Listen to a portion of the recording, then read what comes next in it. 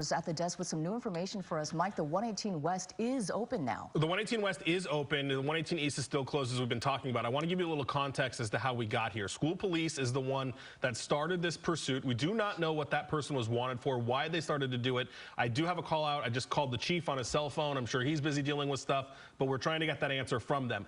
I want to point out, though, this is the second time today that LA School Police has been involved in a chase. The first one was this morning at 7 a.m. It was a threats suspect who was making threats at a Chatsworth High School.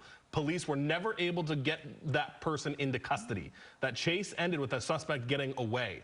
So that's not far from where we're at right now. We don't know if the two are connected, but it is very coincidental, if not, that school police was involved in two different chases in one day. Why do they think this guy has a bomb? He called 911 himself, talked to a CHP dispatcher, and said, I've got a bomb in the car. I'm being chased by the police. That is how this all came to be. CHP immediately got on the phone with LAPD, who then immediately got on the phone with school police to tie that all together, and that's why we're in the situation we are. What comments the suspect made to law enforcement on the ground, we have no idea, because obviously we can't be right there. But he, at least during the portion of the chase, he called 911 and said, I've got a bomb in this car. Again, we're waiting to hear from school police on exactly why they were chasing this guy to begin with. But again, it is the second time in one day that LA school police have been involved in a chase. And the fact that they did open the eastbound freeway, hopefully we'll get some insight into that. It might be a little less serious. I don't want to put words out there, but the fact that they did open it up, there has been some kind of development. And back to your point earlier, or Joy's point, we're still trying to figure out whose bomb squad's going to come out here. Right. CHP doesn't think theirs is going to. Excuse me, so they'll probably be the sheriffs or LAPD. Yeah, it's going to be a long night, no doubt. All right, thank you so much, Mike. And more breaking news tonight. A major backup on the 101 near West Hills after a pursuit comes to an end with a crash on the freeway.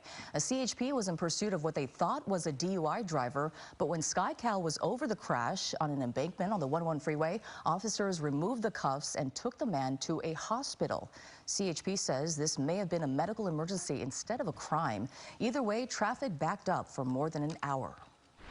Well, let's turn to the weather now, and you can see wave one of a weekend of rain, and it's moving in. That's right. Kcal Weather's Danny Roberti tracking it all for us. Danny, when exactly should we see the first round of rain? Yeah, that's going to move through after midnight tonight, girls, is when we're really going to start to see that picking up. But some of you are already seeing some of those light showers. But take a look to the north of us. I mean, there's that cold front right there. It's bringing the rain to San Luis Obispo, parts of the Central Coast, Monterey towards Fresno.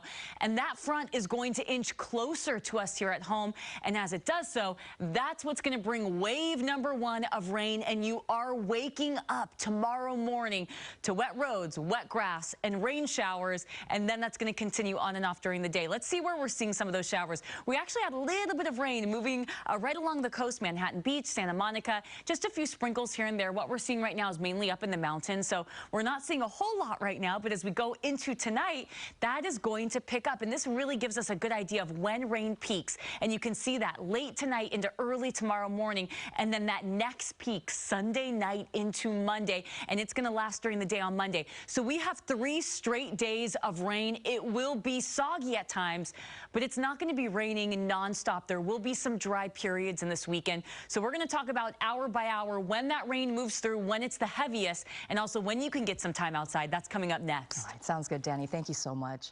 Actor Alec Baldwin charged for the second time now for the deadly shooting on the set of the movie Rust. Special prosecutors brought the new case after getting a second expert analysis of the gun used in the shooting. And Kcal News reporter Tom Wade is here to explain this.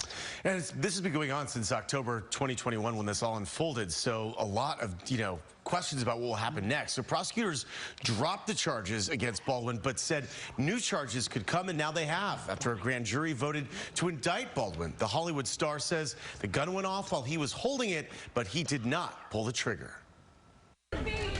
Alec Baldwin is once again facing criminal charges. A grand jury in New Mexico has indicted the star on involuntary manslaughter charges for a second time for his role in the death of cinematographer Helena Hutchins on the set of his movie Rust in October of 2021. So here they're saying that Baldwin was criminally negligent, either in the handling of the gun that had caused the death of Miss Hutchins, or he was negligent as a producer in the way he conducted safety on the set. Last year, prosecutors dismissed charges against the movie star, but warned new ones could be brought at a later date.